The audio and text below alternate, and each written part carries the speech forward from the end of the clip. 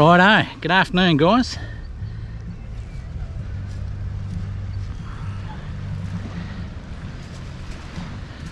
The plan was to go to Lucky Bay today from Lancelin, but I got away a bit late, and then I had to call in and get some provisions, fill up with fuel.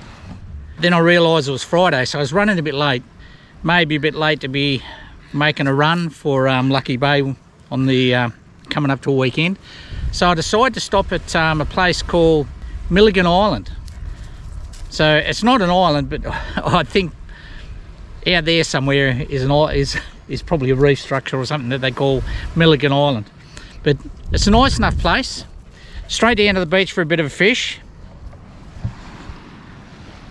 But beach's a little bit dirty, but weed comes and goes. Lancelin was like this a month ago, and now it's as clean as a baby's backside, you know. But yeah, I got the rod and all out. It's quite a pretty bit of coastline. But I've got to tell you, I give this the old fellas travels fishing rating.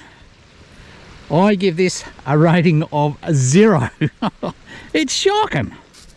So here we go, 3 nights, and then we're off to Lucky Bay.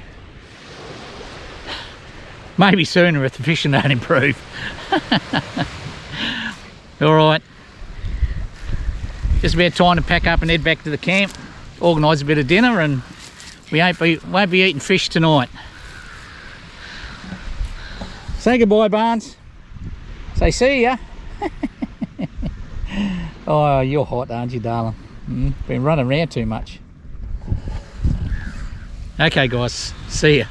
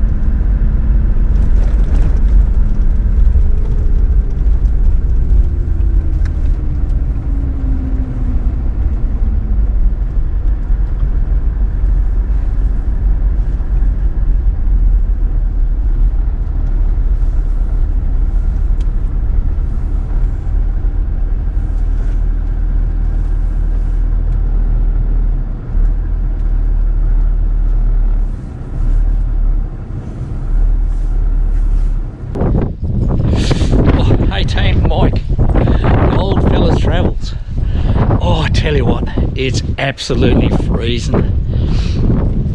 Geez, I don't know what the temperature is, but we're still here at Milligan Island campsite. But I thought it'd be a good opportunity to show you the camp setup, because this one's a little bit different. Last 1.5 days, absolutely beautiful. Lancelin, where I left from, stunning weather. Apart from the first 2 days where it was nearly blowing Blue Dog off his chain, and geez, she was a struggle getting me awning up when I got me awning on the rooftop tent. That is, when I got there was no awning in for the first day and a half because the wind was blowing something terrible. But we had a good 4 days, beautiful weather. First day and a half here at Milligan Isand Camp, I should say. Stunning. But last night the wind come up, started blowing a gale. You can see him. I'm not sure if you can hear the actual wind, but if you look at the rooftop, you can see it's doing its best to try and take that awning out. It's easing off a little bit now, but you can see that you can see the awning struggling a bit. So Milligan Isand Camp. It's not far from Disarster Bay in West Australia. It's about 2.5 hours out of Perth, maybe. It's along the coast. There's a lot of these types of campsites along the coast. There's no free campsites in WA anymore. All these campsites were free, or were donations. The council decided they would charge for them. Now they charge $20 a night for pretty much all of them. Not so much here. This Milligan Island campsite is $15 a night, which I think is more reasonable, and I'll show you why in a sec. $20 a night I think is a little bit much for so some of the camp plots along the way, but this one's pretty well put together. We got the old trusty dot set up, so it's beautiful when I got in. It wasn't a breath of wind, so the awning and everything's come out, but the wind's testing its capabilities at the moment. But they have about there's about 5 of these ring roads that come off the main road, and every one of them has about, oh, I don't know, maybe 8 or 10 of these camp bays that come off the ring road. The ground's really good. I mean, we've probably had 40 mil of rain. It's been absolutely hammering down since early this morning, on and off, and the ground's still dry, you know, it's not muddy, so the sites are good. The road's still good gravel road, but you can see how much rain we've had. I mean, any low point is holding the water a bit. No doubt it'll drain off. Geez, the old awning there, she's struggling. It's not ideal. But each little ring road with the bays has got you know, drop toilets, and I've got to tell you that they're really well maintained, always stocked and always clean.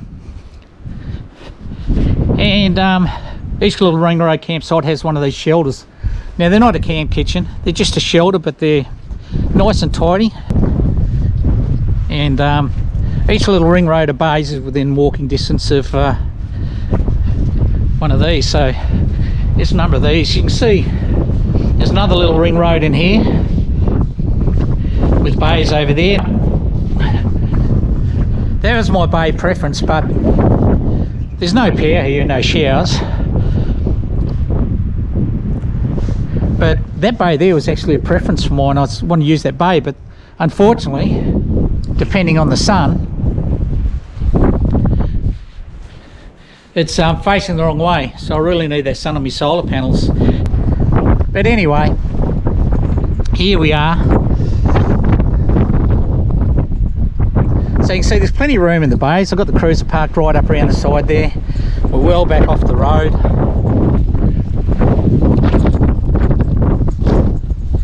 So it's not ideal, the direction I'm facing, in account of the conditions, but the rain was so heavy last night. It's the first time I've had the problem.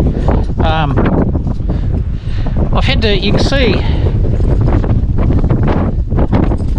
how low I've got the poles down in a couple of spots, and the whole reason for that is I had so much trouble with the pooling because the rain was just so heavy, it just wasn't getting away quickly.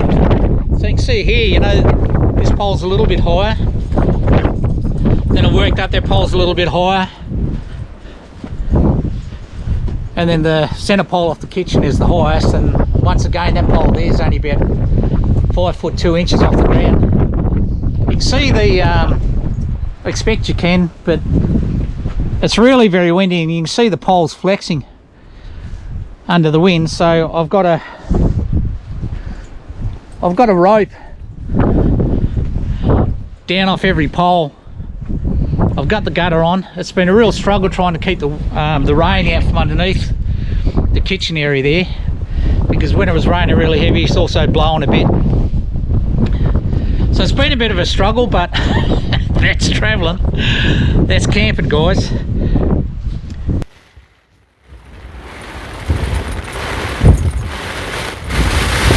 Jeez, it's going hard now. Look at the rain coming in through the, blowing up through the window. Well, that's about the end of the travels, I think, for this period anyway. It's ripped through the front of the rooftop tent, so I've had to escape out of there and get Barnes in the car.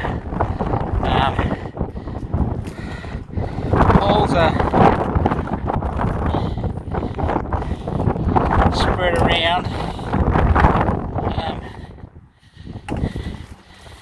Doesn't look like anything's broken or bent at this stage. Jeez, it's cold. That wind is absolutely ripping through. There's a bit of zip in that lane of the ground. I'm not sure what's happened to the front of the rooftop, the awning. I had no end of trouble trying to close it with the wind blowing. It's just dropped off for the moment. Just give me a quick break to get it down. It's tore through the awning a little bit. There's a pole down there. But she seems to be holding up. I've gone around retension the ropes and put a couple more pegs in. But the weather's terrible. I don't know where that zips from. We'll find out in the morning, I guess. But looks like I'm going to move the car, and just so if anything cuts loose, they reckon the wind hasn't reached its peak yet. So ropes laying everywhere.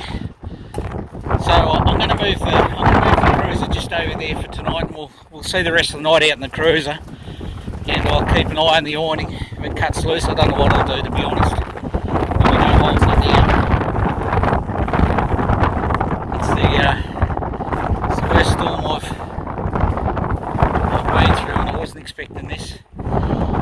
So, but until I get that awning and the rooftop fixed, that's the end of the travels for now. Hopefully insurance will cover any damage. I'm going to get in the car, guys. It's absolutely horrid out here. Old Bart's here on his own. Anyway, move the car, get to the safe distance away from the camper in case any of those poles start coming off. I don't think we've sustained any damage from where the poles come off.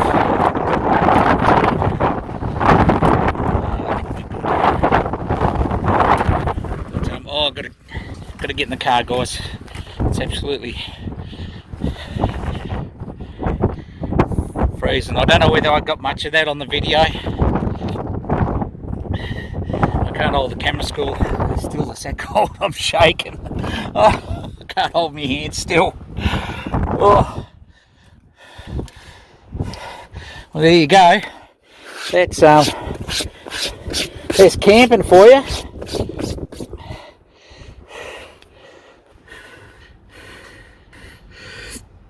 Well, there you go, guys. That's bit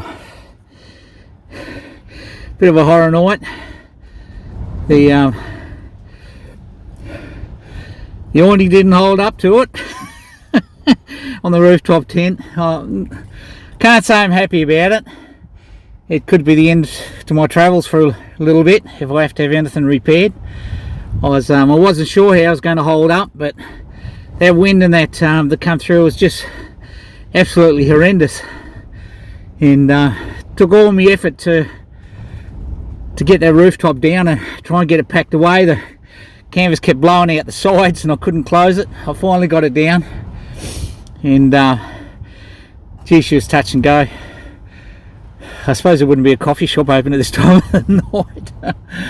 Anyway, not a happy man. We'll recount in the morning and see what sort of damage we got. Poor little Barnes, he was petrified. That tarp flapping around his ears is getting him out. Anyway, tomorrow's another day. See you guys.